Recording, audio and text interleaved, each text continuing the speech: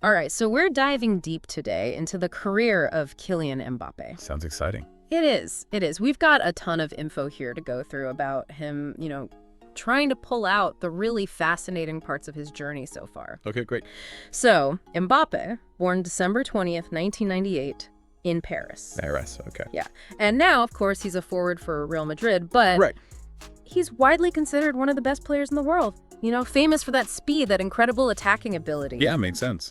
And his pro career actually started with AS Monaco back in 2015. Oh, wow. So he started young. Yeah, he was young, and he just exploded onto the scene right away, showed everyone how good he was, and, played a major role in them winning League One in the 2016-2017 season. I mean, you don't see that very often. Like, to achieve that level of success so early on, it's incredible. It really is. And for me, I think what was so impressive even back then was his decision-making in the final third. Like, even as a teenager, he just always seemed to make the right pass or, pick the most dangerous run. It's not something you see often in players that young. No, absolutely. I mean, it's that mix of talent and like you said, that decision-making. It's almost like a sixth sense for the game. Exactly. And then came the move to Paris Saint-Germain. Initially, it was a loan. Oh, okay. But it quickly became a permanent transfer worth a whopping $180 million, second highest ever after Neymar, who was actually his teammate at PSG. Wow.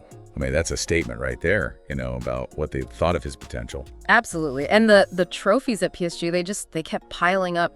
6 league titles, among others. I mean, his time at PSG really cemented his status as like the dominant force in French football. Yeah. And reaching that Champions League final in 2020, even though they didn't win it, showed their ambition and his role right at the heart of it, and becoming their all-time top scorer. Yeah. The French league's top scorer for 6 years straight. Yeah. I mean, that's just remarkable. He basically became synonymous with scoring goals in France, and then you add in the individual awards. 5-time League One Best Player, 3-time Best Young Player. It's sustained excellence. Right. But even after all that success, he made the move to Real Madrid on a 5-year deal. Yeah, I mean, that's a massive shift. It's like, he conquered France and now is looking for a new challenge. Yeah. It makes you wonder what he can achieve on that bigger stage. Yeah. I mean, his dominance in France is undeniable, but now we get to see what he can do in Europe and on the global stage with Real Madrid. Yeah, it'll be fascinating to watch that unfold for sure. Now, let's talk about his international career with France. Right. So he made his debut in 2017. Wow, he was only 18, right? Just 18, yeah. And then came that incredible 2018 World Cup in Russia. I mean, what a tournament. For him, he became the second youngest player ever after Pelé to score twice in a World Cup knockout match. That game against Argentina was unbelievable. Yeah, and then, to score in the final, too. Yeah. Against Croatia. France won 4-2. He had 4 goals in the tournament. Named Best Young Player. Yeah. It was like the birth of a superstar. It really felt that way. But I guess the tournaments after that, they were a bit more up and down. I mean, the missed penalty at Euro 2020, that was a tough way for France to go out. Yeah. But they did win the Nations League in 2021. Yeah, and then you had the 2022 World Cup. I mean, that final, that was just an incredible match to watch. Yeah. He got a hat trick, the first in a World Cup final since 1966. It's hard to believe. Yeah, and he became the all-time top scorer in World Cup finals. Wow.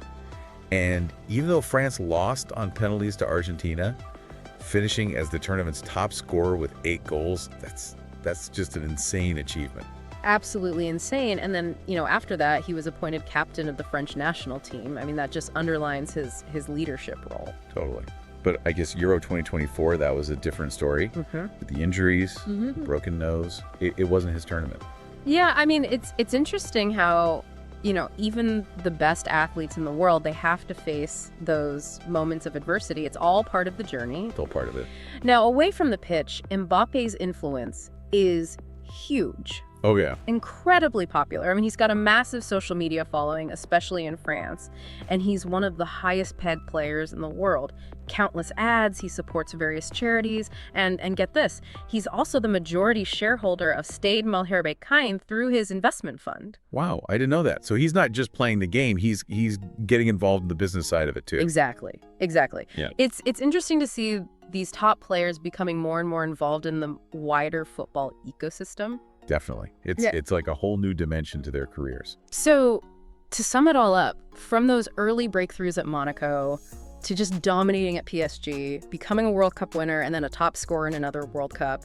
I mean, Mbappé has already had an undeniable impact on football. He really has. Yeah. It's been amazing to watch. And I think the question now is, what comes next? You know, he's got this incredible rise. He's so influential both on and off the pitch. Yeah. What's going to be the defining chapter of his career now at Real Madrid with the French national team? Yeah. I mean, what new heights can he reach? It's a great question, and it's one that all of us who follow the game will be eager to find out. Right.